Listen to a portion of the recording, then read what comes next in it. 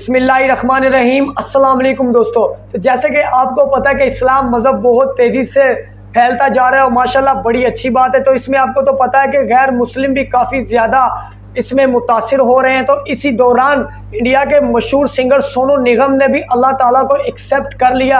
आपको तो पता है कुछ अरसा पहले ये इस्लाम के ख़िलाफ़ था और मस्जिद और अजान के ख़िलाफ़ काफ़ी ज़्यादा बातें करता था। तो आज अल्लाह ताला ने इसको नेकी की हिदायत दे दी और इसको नेकी की हिदायत मिल गई। और मज़ीद इंटरव्यू में कौन सी बातें बताते हैं वो चलते हम इस वीडियो में देखेंगे मज़ीद क्या बताते हैं हमें। और बिना वेस्ट किए वीडियो को स्टार्ट करते हैं, लेकिन उससे पहले आप लोगों को मेरी दो बातें सुन लेनी चाहिए कि बड़ी ही कमाल की बातें हैं। आप लोगों को चाहिए कि अपने माँ बाप की खिदमत किया करें, अपनी बहन भाइयों का ख्याल रखा करें और आसपास कचरे का और आसपास सफाई मज़ीद किया करें। जितनी गंदगी होगी उतनी बीमारियां बढ़ती जाएंगी। अब बिना वेस्ट के वीडियो स्टार्ट करते हैं।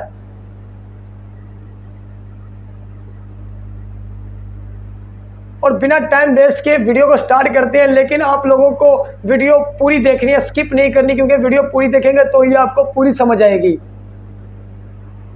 कि मैं एथिस्ट नहीं हूँ, मैं एक खुदा की कह लीजिए या मैं एक सुपर नेचुरल प्रेजेंस को मानता हूँ कि तुम्हारा अल्लाह सिर्फ मुसलमानों का ख्याल रखता है। Christian doesn't exist for him, Hindu doesn't exist for him.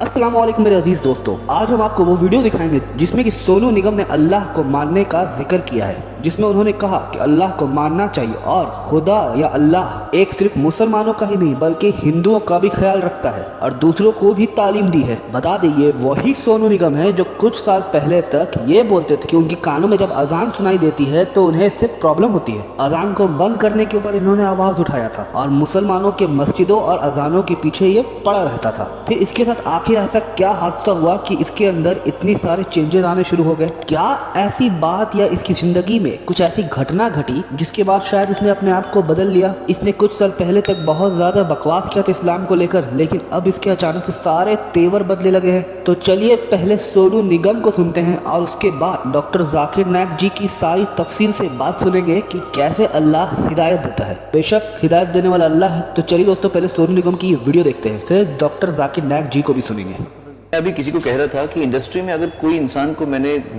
सही बोलते हुए देखा है तो वो जावेद अख्तर साहब जी। हमें फर्क ये है कि मैं एथिस्ट नहीं हूँ, मैं एक खुदा की कह लीजिए या मैं एक सुपर नेचुरल प्रेजेंस को मानता हूँ। जावेद साहब तो ये भी नहीं मानते। एग्जैक्टली मतलब तुम ये कैसे सोच सकते हो कि अगर तुम्हारा कोई भगवान है तो वो भगवान मुसलमान का ख्याल नहीं रखता होगा? ऐसे कैसे हो सकता है? तुम्हारा भगवान तुम्हारा ख्याल रख ले बस, या तुम्हारा अल्लाह सिर्फ मुसलमानों का ख्याल रखता है? Christian doesn't exist for him, Hindu doesn't exist for him, या Jesus is only made for Christians, he will not take care of a Sikh. इतना सिंपल सी चीज को लोग नहीं समझते कि एक ही है। मैं आपको कांग्रेचुलेट करता हूं, मैं आपको मुबारकबाद देता हूं कि आप नास्तिक है। आप सोचते होंगे क्यों मैं मुबारकबाद दे रहा हूं आपको? सोचते होंगे ना कि ये जाकिर से सवाल पूछ रहा हूं, उसकी मेन जड़ को काट रहा हूं और ये मुबारकबाद दे रहा हूं। सोच रहे हैं ना? सोच रहे हैं नहीं? क्यों मुबारक? मैं आपको बोलता हूं, अक्सर लोग दे डू ब्लाइंड बिलीफ, अंधविश्वास।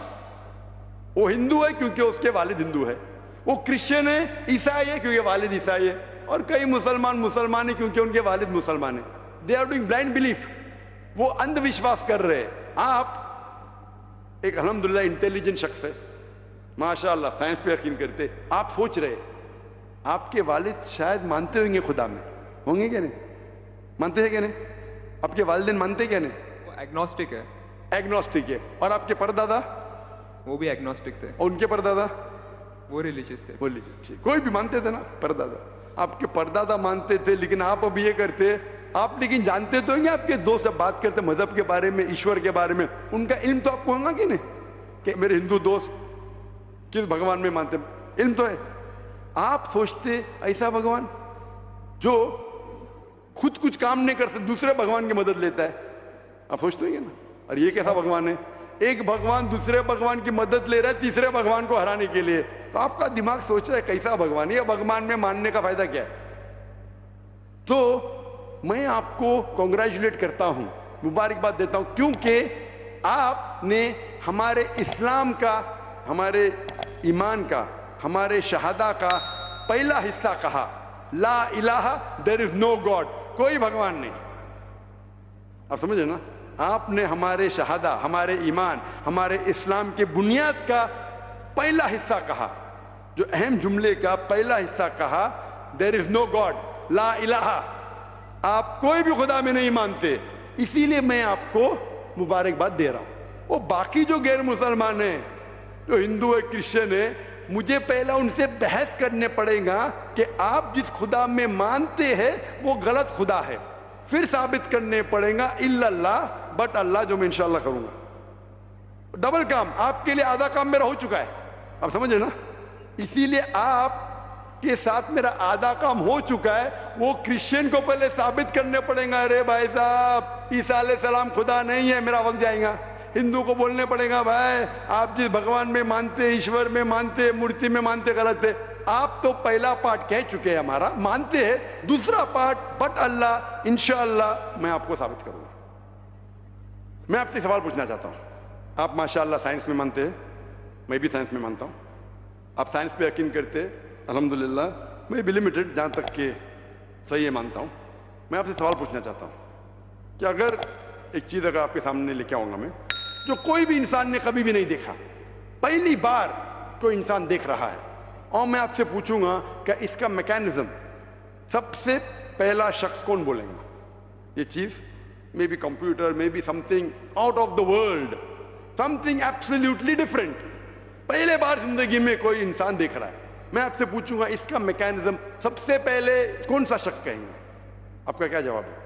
वो तो डिस्कवरी या रीडिस्कवरी रहेगा, तो उसको पहला स्टडी करना पड़ेगा ना, इन डेप्थ स्टडी होगा, उसके बाद ही पता चलेगा।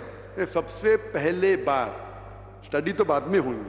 मेरा सवाल ये है कि सबसे पहला शख्स कौन रहेगा उसके बारे में जो कह सकेगा मैकेनिज्म के बारे में?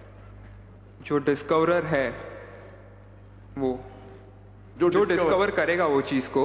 मिसाल के तौर के ऊपर अगर कोई गाड़ी बनाता है, गाड़ी तो डिस्कवर किसने नहीं किया, वो तो बना रहा है। गाड़ी तो इन्वेंट किया था, इन्वेंट ने बनाया है, वो इन्वेंटर क्या है? एक नई गाड़ी लेके आऊंगा, बोलूंगा लेटेस्ट मॉडल है, कौन जानता है? आप क्या बोलेंगे? गाड़ी को, गाड़ी को अगर एक गाड़ी अभी है, मैं उसको पूछूंगा मारुति कार 800 कौन जानता है, तो आप क्या उस पर तहकीक करेंगे? नहीं। आप क्या बोल, कौन जानता है मारुति 800 के बारे में? अब तहकीक करेंगे जवाब देने के लिए, तहकीक करने पे तो एक हफ्ता एक साल निकल जाएगा। जवाब क्या है? मैं अंदर के बारे में जानना नहीं चाहता हूं, ये पूछना चाहता हूं कि सबसे पहला शख्स कौन होगा जो उसके बारे में जानता है। तो क्या जवाब रहेगा आपका? आप साइंटिस्ट है माशाल्लाह। जिसने बनाया रहेगा उसको पता है। बराबर, जिसने बनाया है। अंग्रेजी में कहेंगे क्रिएटर, मेकर, मैन्युफैक्चरर, इन्वेंटर, जो भी बोलो, लफ्ज का इधर उधर है, बड़ा मानते हैं कि सबसे पहली बार वो क्या चीज है बाद में डिस्कस करेंगे। अगर कोई चीज आपके सामने आती है जिसका आपको इल्म नहीं है और आपसे पूछा जाएगा कि सबसे पहला शख्स कौन है जो इस चीज के बारे में जानता है, तो जवाब है उसका creator, manufacturer, inventor, maker, producer. तकरीबन मानी एक है। ये जवाब आपके ध्यान में रखिए। अभी मैं आपसे पूछना चाहता हूं, ये कायनात जो है, ये कायनात यूनिवर्स है, ये वजूद में कैसे आई? On its own. Science study कर रहा है। नहीं नहीं नहीं, आपने कहा आप साइंस के स्टूडेंट हैं क्या? नहीं। हाँ हूँ। Big bang, actually big bang theory में मानते हैं। Big bang today is an irrefutable proof for the scientist. There may be some people differing, ऐसा डिफरेंस ऑफ ओपिनियन सब में है, सब चीज में डिफरेंस ऑफ ओपिनियन है। But tomorrow if someone can come up with a better theory and he can prove big bang is wrong, someone comes up, वो कल की बात है। आप तो बोले science advance, age of today we believe in big bang. आज के हिसाब से, कल क्या होगा छोड़ो ना, कल क्या होगा छोड़ो, आज के हिसाब से, आपके इल्म के हिसाब से कायनात कैसे वजूद में है? Big bang theory. Big bang theory. ये बिग बैंग थियरी मतलब first there was the primary nebula, there was a big bang, a secondary separation give rise to galaxies, stars, suns etcetera. ये बिग बैंग के बारे में पता कब लगा आपको? कितने साल पहले आपके हिसाब से? कुछ आइडिया है? ईयर तो नहीं पता। नहीं, तकरीबन कितने साल पहले? तकरीबन नो आइडिया। तकरीबन तकरीबन एग्जैक्ट नहीं पूछो, तकरीबन। मुझे या ह्यूमैनिटी को? ह्यूमैनिटी को। ह्यूमैनिटी को। आपको नहीं, आपको पता चलेगा जब आपने पढ़े, पर उसमें यह भी पता लगता है ना सबसे पहले किसको नोबेल प्राइज मिला, कौन से साल में मिला, पता है तकरीबन कितने साल पहले? No idea, maybe 30, 40, 50 years. बिल्कुल सही, 30 बोलो, 40 बोलो, 50, मैं आर्ग्यू नहीं करूंगा, मैं आर्ग्यू नहीं कहूंगा। सही जवाब तकरीबन 40 साल है, लेकिन 30 बोलो मैं आर्ग्यू नहीं करूंगा, 50 बोलो आर्ग्यू नहीं करूंगा, 60 बोलो आर्ग्यू नहीं करूंगा, लेकिन 30, 40, 50, 60 ईयर बराबर। ये लफ्ज जो आप कह रहे हैं, ये जो बिग बैंग के बारे में कुरान मजीद में 1400 साल पहले लिखा हुआ है, सूरह अंबिया में, सूरह नंबर 21 आयत नंबर 30 में, अवलम यरल लज़ीना कफरू, क्या वो काफिर नहीं जानते, अन्न समावाति वल अर्द, ये आसमान और धरती एक थे, अवलम यरल लज़ीना कफरू अन्न समावाति वल अर्द कानत रत्कन फफ्तकनाहुम।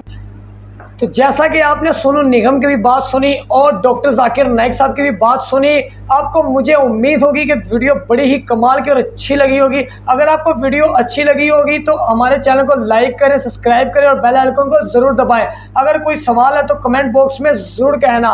और मैं दुआ करता हूँ कि गैर मुस्लिमों को भी नेकी की हिदायत मिल जाए। और बस अगर वीडियो आपको ज़रा से भी अच्छी लगी तो मैं लाइक, कमेंट और शेयर ज़रूर करना इस वीडियो को। तब तक कि हमें